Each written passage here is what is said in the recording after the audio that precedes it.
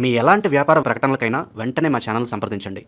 అందరికీ నమస్కారం. నేను శిరీష. ప్రస్తుతం మనతో పాటు ఉన్నారు ప్రముఖ ఆధ్యాత్మికవేత్త, జ్యోతిష్య పండితులు రామదాస్ శర్మ గారు. గురుగారితో మాట్లాడదాం. నమస్కారం గురుగారు. నమస్కారం గురుగారు, ఈ మే మాసంలో వృశ్చిక రాశి వారికి ఎలా ఉండబోతుందంటారు? ఎలాంటి జాగ్రత్తలు తీసుకోవచ్చు అంటారు? గ్రహ గోచారం ఎలా ఉంటుందంటారు ఈ మాసంలో వీరికి? వృశ్చిక రాశి వాళ్ళకి కొంచెం ఇబ్బందులు ఉన్నాయమ్మా. తులారాశితో కంపేర్ చేసుకుంటే ఎలా అంటే వృశ్చిక రాశి వాళ్ళకి అష్టమంలో గురు సంచారం ఉంది. వీళ్ళ గోచారం తీసుకుంటే అష్టమంలో గురువు, తర్వాత పంచమంలో శని భగవానుడు, ఆరో స్థానంలో సూర్యుడు, తర్వాత 10వ స్థానంలో కేతు. ఇది వీళ్ళ గ్రహ గోచారం. అయితే వీళ్ళకి వచ్చిన ఇబ్బంది ఏంటంటే అష్టమంలో గురువు ఎప్పుడైతే వస్తాడో కొంచెం ఇబ్బంది పడతాడు. ఆరోగ్యపరంగా కానీ, లేకపోతే వృత్తిపరంగా కానీ, లేకపోతే నిర్ణయాల పరంగా కానీ ఇబ్బంది పడతాడు. అయితే వీళ్ళకి పెద్ద మార్పులు ఏమీ ఉండకపోయినా వీళ్ళ స్థితిగతుల్లో ఇప్పుడు వీళ్ళకున్న ఒకే ఒక చిన్న పాజిటివ్ పాయింట్ ఏంటంటే 3వ స్థానంలో రాహు ఉండడం. అదొక్కడే కొంచెం కలిసి వచ్చే పాయింట్. మిగతావన్నీ కొంచెం అటు ఇటుగానే ఉన్నాయి వీళ్ళకి. అయితే వీళ్ళకి బాగా సపోర్ట్ చేసే గ్రహం ఏది అంటే ప్రస్తుతానికి రాహు ఒకటి సపోర్ట్ చేస్తుంది మీకు. తర్వాత కొంతవరకు సూర్యుడు సన్ సపోర్ట్ చేస్తుంది. మిగతావన్నీ కొంచెం ప్రతికూలంగానే ఉన్నాయి. అంటే 10వ స్థానంలో కేతు ఉండడం వల్ల ఏమవుతుందంటే వృత్తి స్థానంలో ఒడిదుడుకులు ఉంటాయి, వీళ్ళకి కన్ఫ్యూషన్స్ ఉంటాయి. తర్వాత అది చేయాలా ఇది చేయాలా అని నిర్ణయించుకోలేక బాధపడుతూ ఉంటారు. ఇట్లాంటి కన్ఫ్యూషన్స్ చాలా ఉంటాయి వీళ్ళకి. తర్వాత కొంచెం ఆరోగ్యపరంగా కొంచెం ఒడిదుడుకులు ఉంటాయి వీళ్ళకి. ఇవన్నీ వీళ్ళు పరిహారాలు చేసుకోవాలి, గట్టి పరిహారాలు చేసుకోవాలి. చేసుకుంటే వీళ్ళకి మెరుగ్గా ఉంటుంది. మరి ముఖ్యంగా విద్యార్థులకు ఎలా ఉంటుందంటారు ఈ మాసంలో? విద్యార్థులు కొంచెం పరిహారాలు చేసుకోవాలి. అంత స్ట్రిక్ట్గా బాగుంటుందని నేను చెప్పలేను, కానీ వీళ్ళు చేసుకోవాల్సిన పరిహారాలు అంటే దుర్గాదేవి ఆరాధన చేయాలి వీళ్ళు విద్యార్థులు. ఎందుకు చేయాలి అంటే దాని ద్వారా మనకి రాహు ద్వారా కానీ సపోర్ట్ రావాలంటే దుర్గాదేవి ఆరాధన చేస్తే వాళ్ళకి మంచి సపోర్ట్ వస్తుంది రాహు ద్వారా. అయితే నేను పెద్ద ప్రాబ్లమ్స్ వీళ్ళకి వస్తాయని నేను చెప్పను, కానీ అయితే ఏంటంటే చిన్న చిన్న ఇబ్బందులు వస్తాయి వాళ్ళకి. అనుకున్న పని డిలే అయిపోవడం, తర్వాత అనుకున్న స్థాయిలో రాయలేకపోవడం. అంటే ఎగ్జామ్స్కి వెళ్తారు, ఎగ్జామ్స్లో అన్ని క్వశ్చన్స్కి ఆన్సర్స్ తెలిసినట్టుగా అనిపిస్తుంది, కానీ రాసే దగ్గరికి వచ్చేప్పుడు రాయలేకపోతారు. అట్లాంటి ప్రాబ్లమ్స్ లేకుండా ఉండాలంటే వాళ్ళు దుర్గాదేవి ఆరాధన చేసుకోవాలి. చేసుకుంటే వాళ్ళు బాగా కలిసి వస్తుంది. దుర్గాదేవి ఆరాధన, సుబ్రహ్మణ్య స్వామి ఆరాధన ఇద్దరు చేయాలి. లేదంటే ఆంజనేయ స్వామి వరకు ఇష్టదైవం ఉన్నట్టయితే అది కూడా చేసుకోవచ్చు. బట్ నా రికమెండేషన్ ఏంటంటే సుబ్రహ్మణ్య స్వామి కానీ లేకపోతే దుర్గాదేవి ఆరాధన కానీ విద్యార్థులు చేస్తే మంచిది. ఆర్థికంగా ఎలా ఉంటుందంటారు? ప్రయాణాలు కూడా చేయొచ్చు అంటారా? ప్రయాణాలు కొంచెం ఆగితే మంచిది. కనీసం ఒక నెల రోజులు ఆగితే మంచిది. ఈ వైశాఖ మాసం మొత్తం, వైశాఖం, జ్యేష్ఠ మాసం, ఆషాఢ మాసం దాకా కొంచెం ఆగితే మంచిది. గురువు గోచారం మారిన దాకా కొంచెం ఆగితే మంచిది. అవకాశం ఉంటే. అవకాశం లేకపోతే ఉద్యోగపరంగా కానీ వ్యాపార పరంగా వెళ్ళాల్సి వస్తే వెళ్ళొచ్చు.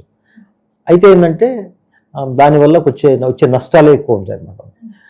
ఆర్థిక పరంగా వీళ్ళు ఏంటంటే నిర్ణయాలు కరెక్ట్గా తీసుకోరు ఈ టైంలో. ఎందుకంటే అష్టమంలో గురువు ఉన్నాడు కాబట్టి తీసుకున్న నిర్ణయం తర్వాత తప్పని తెలుస్తూ ఉంటుంది వీళ్ళకి. అందువల్ల వాళ్ళు బాధపడడం, అయ్యో కొంచెం అయితే బాగుండేదేమో అని బాధపడడం, అట్లాంటివన్నీ ఉంటాయి. అవి కంట్రోల్ చేసుకోవాలంటే ఇందాక నేను చెప్పినట్టుగా ఏ గురుస్వరూపం ఆరాధన చేస్తే మంచిది. జూన్ దాకా ఆగితే వీళ్ళకి ఇంకా కొంచెం బెటర్గా ఉంటుందని నా ఉద్దేశం. మరి ఆర్థిక పరంగా ఎలా ఉంటుందంటారు? ఆర్థిక పరంగా కొంచెం ఒడిదుడుకులు ఉంటాయి వీళ్ళకి. ఎందుకంటే 2వ స్థానాధిపతి 8లో అష్టమంలో ఉన్నాడు కాబట్టి ఆర్థిక పరంగా ఒడిదుడుకులు చాలా ఉంటాయి వీళ్ళకి. అంటే పాజిటివ్స్ ఉంటాయి, రాబడి ఉంటుంది, ఖర్చు ఉంటుంది, రెండు ఉంటాయి. అయితే మిగిల్చుకోవడానికి కొంచెం టైం ఉంది ఇంకా. అంటే కొంచెం జాగ్రత్తగా ఇన్వెస్ట్మెంట్ చేయాలి. అంటే వీళ్ళు ఎక్కువ అవసరమైన వస్తువులు కొంటూ ఉంటారు. పైగా అంటే అవసరమైనవి కొనడం ద్వారా వచ్చిన రాబడి అంతా ఖర్చు అయిపోతూ ఉంటుంది వీళ్ళకి. అయితే మీకు వీళ్ళకి మిగిలేదైతే ఉండదు ప్రస్తుతానికి. అయితే ఇన్వెస్ట్మెంట్ విషయంలో కూడా కొంచెం జాగ్రత్తగా ఉండాలి వీళ్ళు. మరి ఉద్యోగ వ్యవస్థలో ఉన్న వారికి ఎలా ఉంటుందంటే వాళ్ళకి కొంచెం ఇబ్బంది పడతారమ్మా. ఎందుకంటే 10వ స్థానంలో కేతు ఉన్నాడు ఇక్కడ. వాళ్ళకి కేతు ఉండంటే ఏంటంటే కన్ఫ్యూజన్ ఉంటుంది బాగా వీళ్ళకి. తర్వాత పై స్థాయి అధికారుల నుంచి సపోర్ట్ లేకపోవడం వీళ్ళకి. పైగా ఏంటంటే వీళ్ళు చేసిన పనులు వీళ్ళకి సొంతగా ఒక కాన్ఫిడెన్స్ లేకపోవడం. దానివల్ల ఏమవుతుందంటే వాళ్ళు చేసిన పని పదే చేస్తూ ఉంటారు. దాని ద్వారా డిలేస్ అయిపోతుంటాయి, ప్రాజెక్ట్ డిలే అయిపోతుంటాయి. ఒక్కోసారి ఏమవుతుందంటే ఉద్యోగం కూడా మారాలనిపిస్తుంది వాళ్ళకి. ఈ ఉద్యోగం కాదు వేరే ఉద్యోగంకి వెళ్ళాలనిపిస్తుంది. తర్వాత వీళ్ళకి ఏమైనా సాలరీ ఇంక్రిమెంట్స్ అట్లాంటివి కొంచెం డిలే అవుతాయి. వీటన్నిటి దృష్ట్యా చూస్తే కొంచెం వాళ్ళు ఉద్యోగంలో కొంచెం అన్హ్యాపీగానే ఉంటారు వీళ్ళు. సో అది మాత్రం వీళ్ళకి ఉంది, అంటే ఈ గోచారంలో ఉంది. ఈ సంవత్సరం అంతా ఉందనే చెప్పాలి, అంటే కనీసం జూన్ దాకా అయితే ఈ ప్రాబ్లం ఉంది వీళ్ళకి. వివాహ యోగం ఉందంటారా వీళ్ళకి?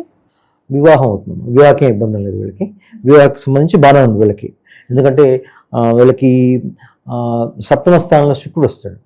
సప్తమ స్థానంలో ఎప్పుడైతే శుక్రుడు వస్తాడో, కళత్ర స్థానం ఉంటుంది సప్తమ స్థానాన్ని, ఎప్పుడైతే శుక్రుడు వస్తాడో ఈ వివాహానికి సంబంధించిన మ్యాటర్స్ అన్ని మూవ్ చేస్తాడు ఆయన. కాబట్టి ఈ మంత్ అంతా వివాహానికి సంబంధించి చాలా అనుకూలంగా ఉంటుంది. ఒకవేళ ఎంగేజ్మెంట్ చేసుకున్న వాళ్ళైతే మంచి ముహూర్తం ఫిక్స్ చేసుకుని వివాహం చేసుకోవచ్చు. లేదు అంటే కొత్తగా మ్యారేజ్ ప్రపోజల్స్కి వెళ్ళేవాళ్ళు అది కూడా ప్రయత్నం చేయొచ్చు, అది కూడా అయ్యే అవకాశం కూడా ఉంది. దానికి సంబంధించిన ఇబ్బంది అయితే ఏం లేదు వీళ్ళకి. సంతాన యోగం కూడా ఉందంటారు? సంతాన యోగం బాగానే ఉందమ్మా ఇది, ఎందుకంటే 3 ప్లానెట్స్ ఉన్నాయి కాబట్టి 5 పంచమ స్థానంలో వీళ్ళకి మంచి సంతాన యోగం ఉంది. పైగా రాష్ట్రాధిపతి కుజుడు పంచమ స్థానంలో ఉన్నాడు. పంచమ స్థానంలో బుధుడితో కలిసి ఉన్నాడు, శని భగవంతో కలిసి ఉన్నాడు కాబట్టి సంతానానికే ఇబ్బంది లేదు. అయితే ఈ ఈ సమయంలో ఏమన్నా డెలివరీ డేట్స్ అవి తీసుకునే వాళ్ళు ఎవరైనా ఉంటే కొంచెం ఆగగలిగితే మంచిది. ఒక 1 వీక్ 10 days ఆగలిగితే మంచిది. ఇంకా బెటర్ ప్లానటరీ కాన్ఫిగరేషన్ వస్తున్నప్పుడు అప్పుడు ఇంకా తీసుకోండి. బట్ సంతానం అయితే బాగానే ఉంది. కొత్తగా ప్రయత్నం చేసేవాళ్ళకి, అంటే వేరే పద్ధతి ద్వారా చేసేవాళ్ళకి వాళ్ళందరికీ అనుకూలంగానే ఉంది. కుటుంబ వాతావరణం కూడా ఎలా ఉంటుందంటారు మరి? కుటుంబ వాతావరణం కొంచెం ఇబ్బంది అమ్మా, ఎందుకంటే వీళ్ళకి అష్టమంలో గురువు ఉన్నాడు. 2వ రాశ్యాధిపతి గురుడు వీళ్ళకి కుటుంబ స్థానాధిపతి, ఆయన అష్టమంలో ఉన్నాడు కాబట్టి కొంత అత్తవారింటి వాళ్ళతో కొంచెం ఇబ్బందులు వచ్చే అవకాశం ఉంది. ఇన్లాస్ ఆడవాళ్ళైతే అత్తవారింటితో, అత్తమామలతో కానీ లేకపోతే ఇన్లాస్తో కానీ వాళ్ళతో కొంచెం ఇబ్బందులు వచ్చే అవకాశం కొంచెం ఉంది. సో అది కంట్రోల్ చేసుకోవాలంటే అది పెద్ద స్థాయిలో అయితే ఏం లేదు, అది కూడా ఎక్కువ కాలం కూడా ఏం ఉండదు, ఇంకొక నెల పాటు కొంచెం ఒడిదుడుకులు ఉంటాయి.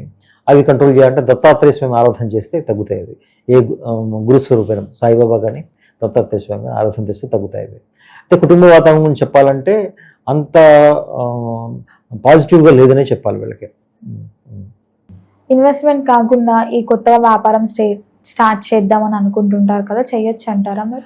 వ్యాపారం అయితే చేయొచ్చు, అదే ఇబ్బంది లేదు. ఎందుకంటే శుక్ర భగవాన్ సపోర్ట్ ఉంది వీళ్ళకి, వ్యాపారం అయితే చేయొచ్చు వీళ్ళు. అయితే వ్యాపారంలో అగ్రిమెంట్స్ విషయంలో కొంచెం జాగ్రత్తగా ఉండాలి వీళ్ళు. ఎందుకంటే శుక్రుడు సప్తమ స్థానంలో ఉన్నాడు. వీళ్ళకి ఈ రాశి వాళ్ళకి శుక్రుడు ఒక రకంగా మంచి చేస్తాడు, ఒక రకంగా చెడు చేస్తాడు. మంచి ఎలా చేస్తాడంటే కొత్త భాగస్వామి ఇస్తాడు, వాళ్ళ ద్వారా సమస్య కూడా ఇస్తాడు. అందుకని ఏంటంటే వాళ్ళతో అగ్రిమెంట్లు అవి చేసుకున్నప్పుడు కొంచెం ఎక్స్పర్ట్స్ ఒపీనియన్స్ తీసుకొని జాగ్రత్తగా చేస్తే మంచిదే. మరి మాసంలో అంతా బాగుండాలంటే ఏ దైవారాధన బాగుంటుందంటారు? ఇలాంటి పరిహారాలు చేసుకోవచ్చు అంటారు?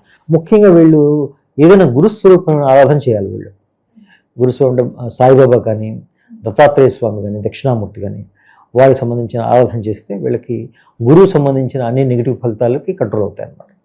గురుగారు, మొత్తం మీద ఈ మాసంలో వృశ్చిక రాశి వారికి ఎలా ఉంది, ఎలాంటి జాగ్రత్తలు తీసుకోవాలో తెలియజేసినందుకు ధన్యవాదాలండి.